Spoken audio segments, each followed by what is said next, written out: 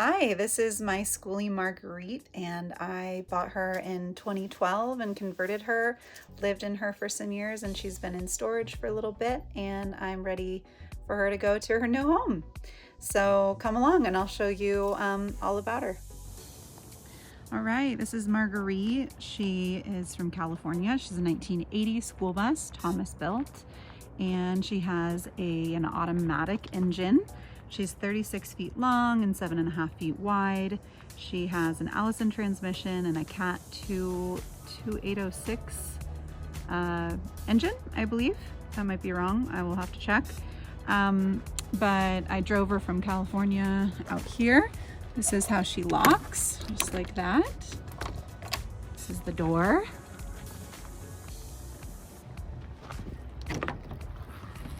This is the old entry. It's been there since I got it. This is the driver's seat, and put in this little counter up here for things like your keys and plants. And this is storage. This opens up. I'll open it up to show you. I had some cleaning supplies up there.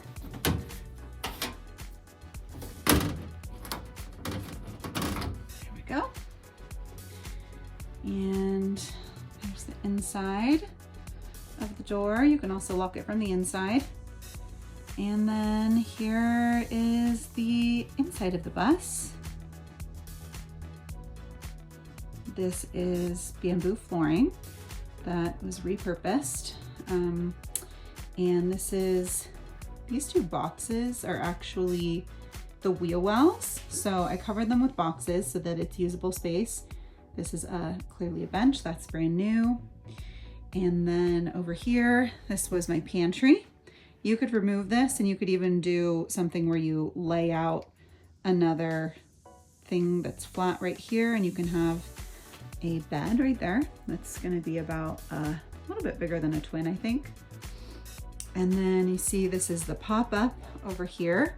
That gives you a lot of extra room above your head when you're standing in the main places you're gonna be standing.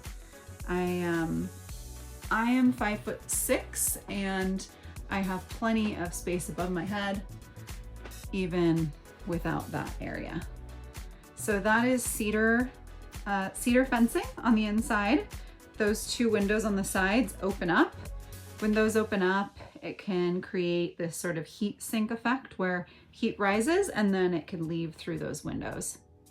This main wood is pine tongue and groove. That was, I finished it with an eco finish. Everything in here is low VOC, and all the paints are low VOC, and I try to do everything as eco-friendly as possible. It took me a lot of years because of that.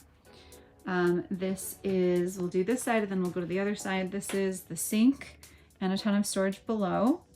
The water drains right out onto the ground. I always lived on farms and just used really eco-friendly soap, but you could have it drain into a large container that you could use to water plants as well, or divert elsewhere. These two windows open, have screens. This is a propane stove and oven, worked great, baked in here a lot. This is more storage. There's also storage under here, and I stored baking stuff in here because I bake a lot. And this is another storage space. I would prepare food here. That's a working outlet. This opens up where you can chop vegetables and whatever else and have more space. These are great. This opens up. There's a drawer and cabinet space down here. Plants as well, or divert elsewhere. These two windows open, have screens. This is a propane stove and oven, worked great, baked in here a lot. This is more storage. There's also storage under here, and I stored baking stuff in here because I bake a lot. And this is another storage space. I would prepare food here. That's a working outlet. This opens up where you can chop vegetables and whatever else and have more space. These are great. This opens up. There's a drawer and cabinet space down here. Then this is a wall. And let's go to this side.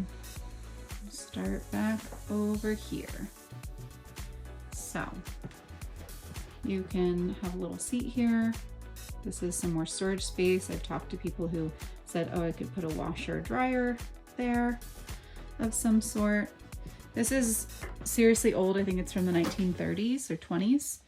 And it's a storage cabinet. I used it for all my pantry items. I do a lot of cooking and baking, so this housed all of that. And then that drawer also opens up and is large. And these outlets work up here. That's kind of a funny thing right there. You could hide that. But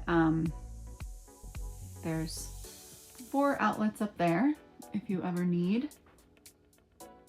Okay. Go back over here. Sorry for the back and forth. It's hard to show this space without doing that. And then this is the area where I had my table and chairs. I had it a few different ways throughout time. One period of time I had a table that was like this, that was attached to the wall and it could fold down and out of the way, and that was really nice. I also had a much larger table here that was about 4 feet long, and that worked perfectly fine as well. There's actually plenty of room for that. So I made everything to be pretty modular so that I could change things over time, because I really like that. And then I'm gonna show you up here. That's a really wonderful picture window. You can't really see out of it right now, but I'll show you the rest up here. Okay, those windows are wonderful. They don't open, but they really add a lot to the space. Here's the wood stove. This is a water compartment to boil water for tea. This place down below is heat resistant. I planned to tile it, but I never really ended up doing it because I wasn't bothered by it. This area down here is where I kept all of my wood, and you'll see on the other side you can load it from the door on the other side of this. Okay. I'll actually show you the door. So this is the door. This is one of the emergency exits. I have this to cover the window, and you just open it like that. And in the winter, I would load wood through here, and I would just pull out this little drawer, and it was just a long plastic drawer that fit right in there, and put my wood in there, and that was really easy.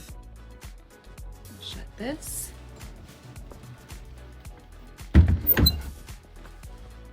Okay, we'll look over here. This is a bureau that I had.